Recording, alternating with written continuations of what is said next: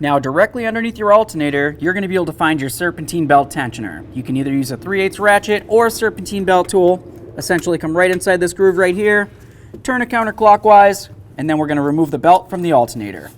Let's go ahead and get our tool out of here and we'll continue.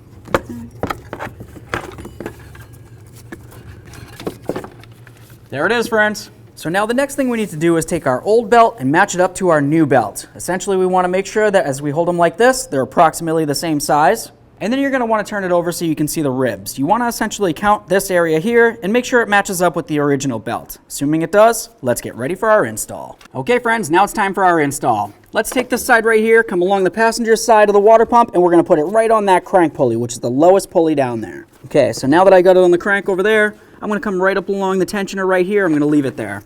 Now let's take the rest of the belt, go around that water pump, and then down and around the power steering pump, which is on the driver's side over here. There we are. Bring it straight up and over the AC compressor.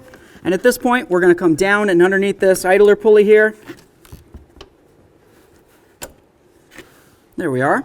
So now just take your time and thoroughly inspect. Make sure you're sitting inside all the grooves of all your pulleys, and of course the backing sitting where it needs to be. After that, go ahead and start up your engine, let it run for approximately 10 seconds, turn it back off, and then come back out here and re-inspect to make sure you're secure on all of your pulleys.